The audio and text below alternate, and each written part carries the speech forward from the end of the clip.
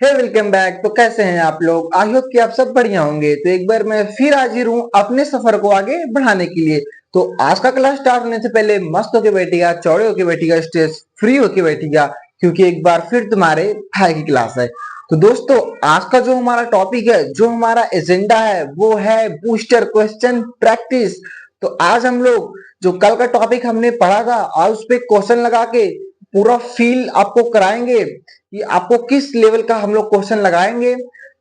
तो सबसे पहले हमारा जो क्वेश्चन रहेगा वो क्या रहेगा? एमसीक्यू मतलब मल्टीपल चॉइस क्वेश्चन, बहुविकल्पी रहेंगे। और पीवाईक्यू का मतलब होता है प्रीवियस ईयर क्वेश्चन, मतलब पिछले साल के जो क्वेश्चन बोर्ड में आए हैं उस टाइप के क्वेश्चन कराया जाएगा।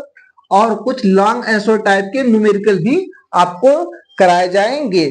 तो आज का यही हमारा क्या है, गोल है। ठीक है, क्वेश्चन प्रैक्टिस ओनली क्वेश्चन, और खास करके ये बूस्टर क्वेश्चन प्रैक्टिस है, आपके तैयारी को और बूस्ट कर देगा, बढ़ा देगा। और आपका लेवल तो जाहिर सी बात है अपग्रेड तो होगा ही।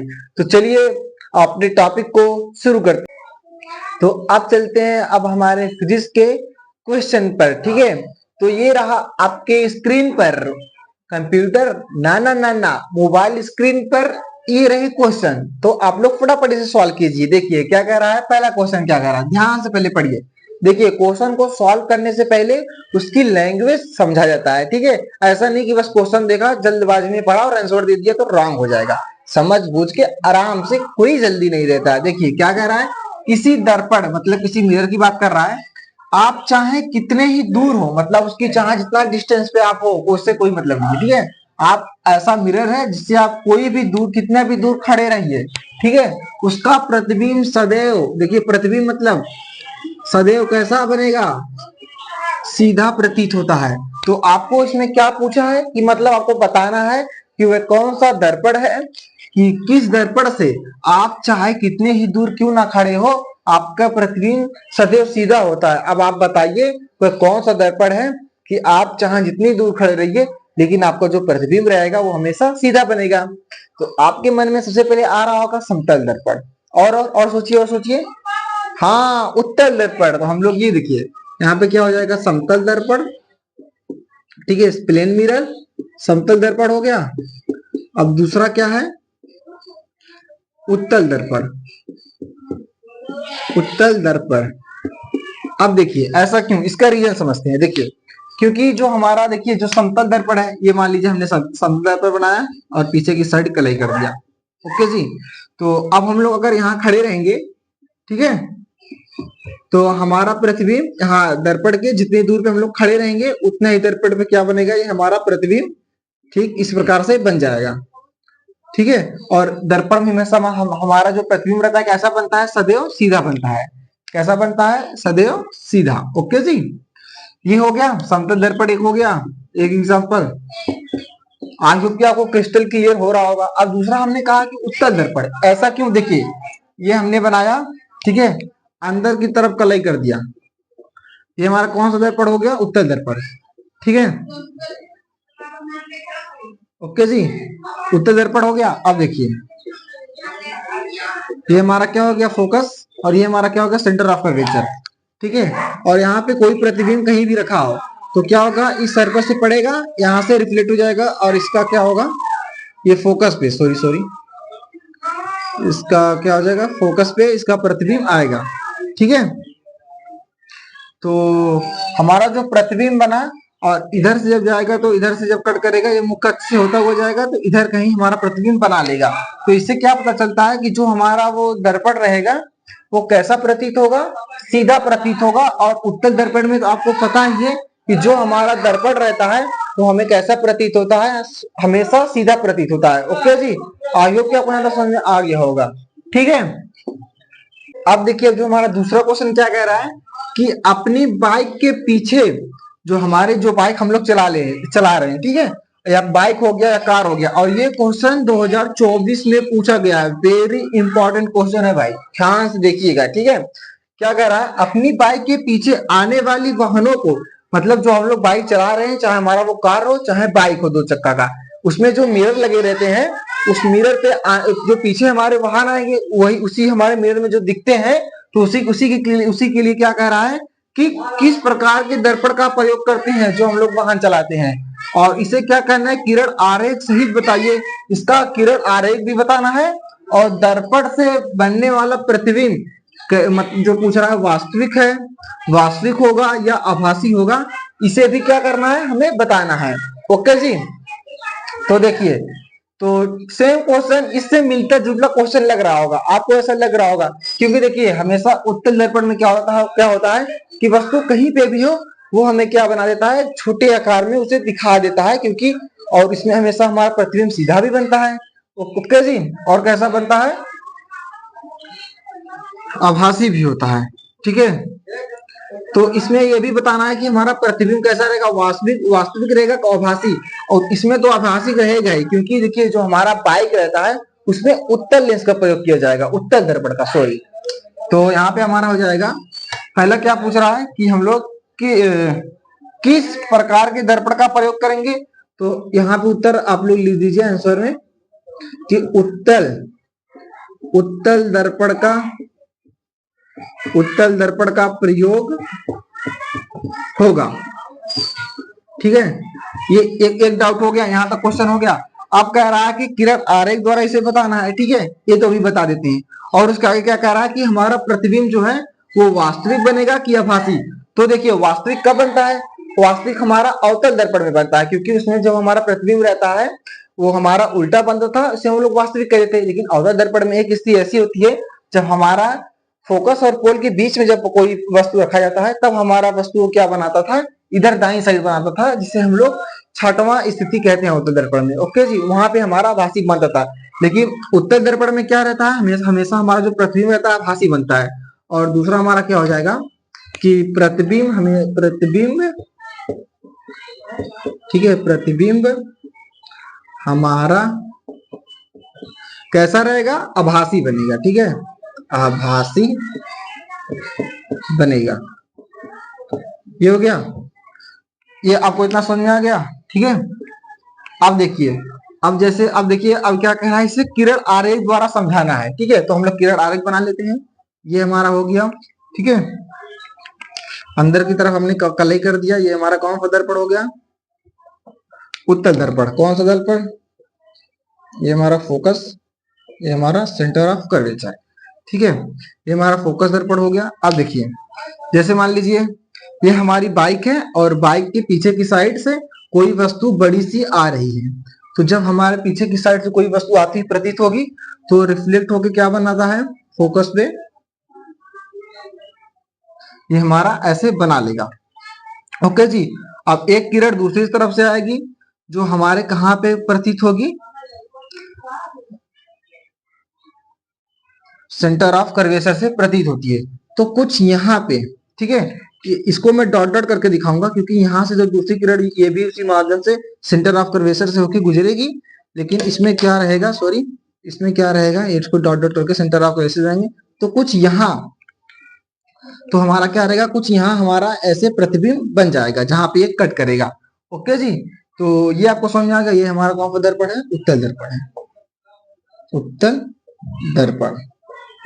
अब देखिए समझ में आ गया। तो जहां पे एक कट करेगा ये हमारा यहाँ पे हो जाएगा।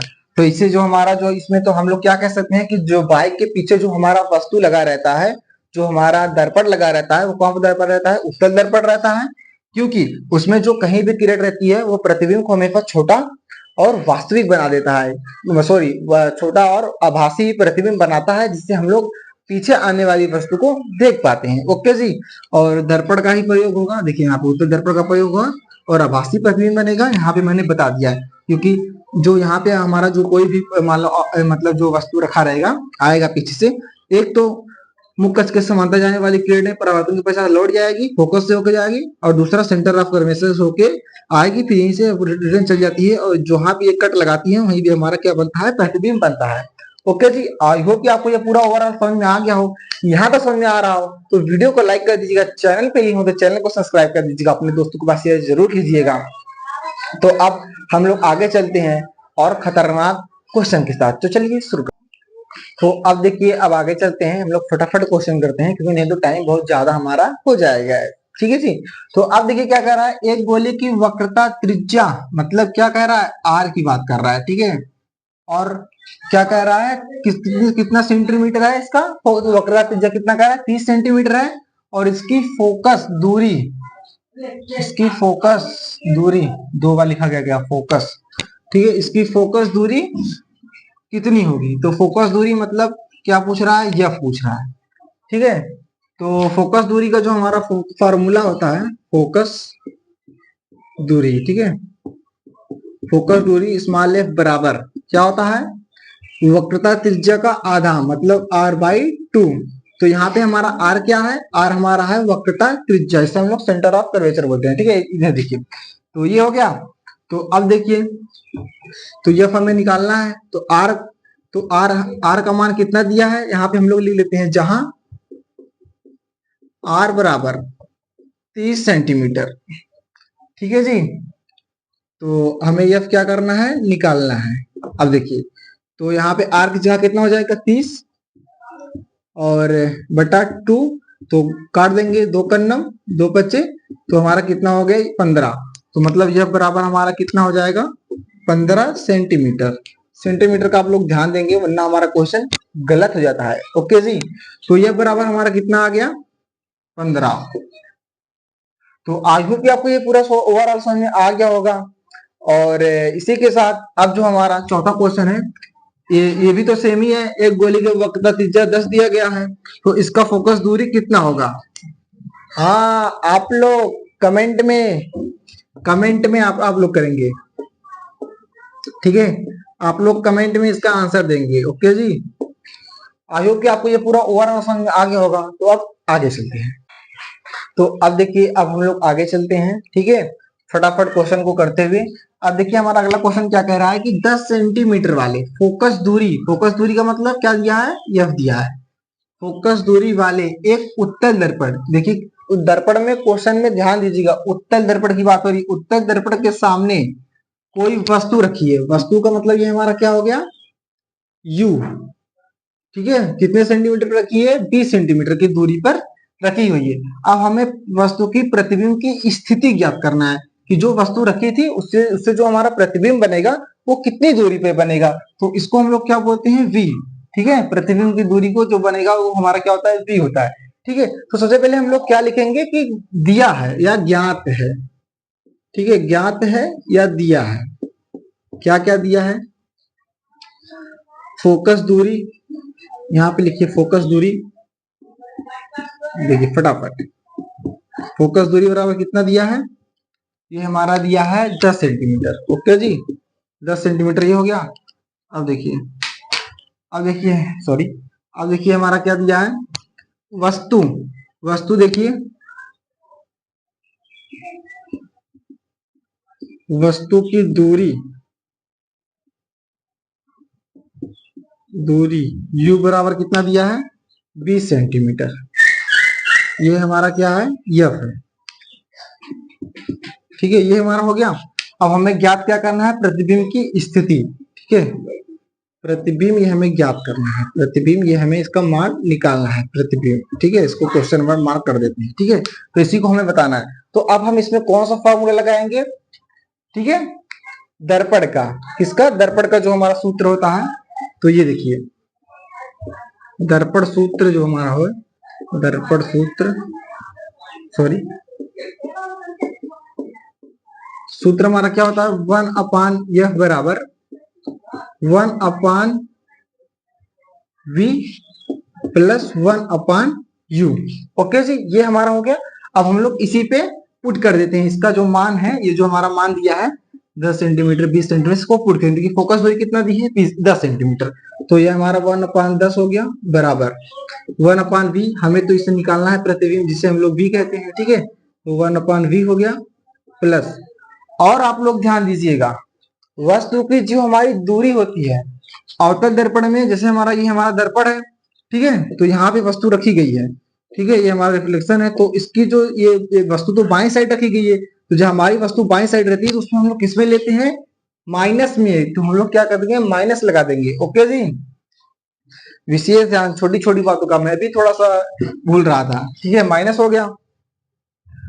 तो यहाँ पे हमारा क्या हो जाएगा, 1/-20। तो अब हम लोग क्या करेंगे, इसे एक साइड ले लेते हैं। इसे हम लोग क्या कर लेंगे, एक साइड ले लेंगे। देखिए कैसे, 1/10 हो गया। देखिए ये माइनस में था, इधर जाएगा, इधर जाएगा कि कौन से हो जाएगा, क्योंकि जब बराबर के उधर जाता है मान क्या हो जाता है, चेंज हो जाता है। तो प्लस 1 क्या हो जाएगा, 20 हो जाएगा। ओके जी, बराबर 1/20। ठीक है, तो मैं इसे यहाँ लिख देता हूँ। ये देखिए 1/10 बराबर 1/20 इज इक्वल टू 1/v। इतना हो गया। अब इसका लासा ले लेंगे, कितना आएगा, 20 आएगा।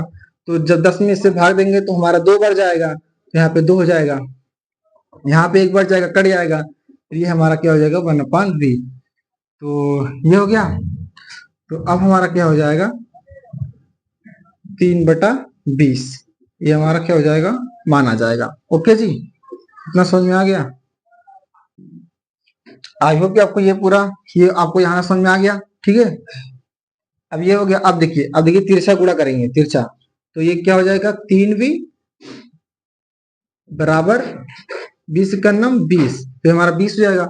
अब देखिए जब हम लोग v बराबर निकालेंगे तो क्या हो जाएगा, 20/3 हो जाएगा। अब इसे हम भाग दे, कितनी बार जाएगा, 3 3 का 9, 3 5 15, 3 6 18, 6 बार गया। ऐसे 6 बार गया तो कितना बचा, 2 बचा। दशमलव लगाएंगे, फिर 3 6 18। देखिए ऐसे 3 में हम लोग 20 से भाग देंगे, कितनी बार जाएगा, 3 6 18। ये हो गया, 2 बचा, कट गया, दशमलव लगाया, 0 बढ़ गया, फिर 3 6 18। तो ये हमारा ऐसे आता रहेगा। तो इसका मतलब क्या हो जाएगा, v बराबर हमारा कितना मान आ जाएगा, तो ये हमारा v बराबर हो जाएगा 6.6 सेंटीमीटर। ओके जी, आई होप आपको ये पूरा ओवरऑल समझ में आ गया हो। ठीक है, हमने कैसे कैसे किया, पहले जो हमें मान ज्ञात था उसे हमने पहले लिख लिया कि फोकस दूरी एफ हमारा जो है, फिर हमारा जो ये यू है, वस्तु की दूरी कितनी है, और पृथ्वी हमारा कितने व्यक्त बन रहा है। तो इसका मतलब हमारा 6.6 सेंटीमीटर दूरी के पर हमारा पृथ्वी की स्थिति होगी, जो हमने ज्ञात कर लिया है। इसके बाद हमने जो हमारा दर्पण का सूत्र था 1/a बराबर v प्लस 1/u को इसे इसके हमने पुटअप किया इस पे। ठीक है, सारे मान को हमने रख दिया, फिर इसका लासा निकाल लिया, फिर इसको पंचांतर कर दिया। फिर ऐसे ऐसे देखिए, पहले हमने मान रख दिया 1/10, एफ की जगह 10 हो गया। फिर भी इसे हमने निकालना था, इसे एच वैसे छोड़ दिया। फिर जो हमारा वस्तु की दूरी होती है वो हमेशा बाई तरफ रहती है, वो माइनस में होती है। ओके ओके जी, तो इसे हमने माइनस लिख दिया। फिर इसको हमने क्या कर दिया, इधर पंचांतर कर दिया। तो ये जो हमारा माइनस में था इधर जा गया बराबर के, तो क्या हो गया, प्लस में हो गया, और इसे हमने एक तरफ लिख लिया। फिर इसी चीज को हमने यहाँ पे लिख लिया, इसका लासा दोनों का निकाल लिया, 20 आया था।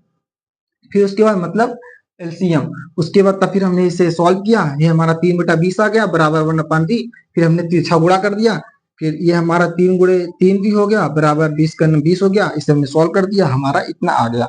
आई होप आपको ये पूरा ओवरऑल समझ में आ गया होगा। आज के लिए इतना ही, हम लोग कल मिलेंगे एक और खतरनाक और तबाही के साथ। तब तक के लिए अपना ख्याल रखेगा, क्योंकि हमारे पास समय बहुत ज्यादा हो गया, इसको बताते बताते। ठीक है, 15 से 20 मिनट के करीब में हो ही गया होगा, तो हम लोग और कभी कर लेंगे। तो कल के लिए मस्त होके बैठेगा, चौड़े होके बैठेगा, स्टेज फ्री होके बैठेगा, क्योंकि तुम्हारा भाई कल फिर आएगा एक और तबाही लेक्चर साथ। तब तक के लिए अपना ख्याल रखिएगा। थैंक यू, धन्यवाद।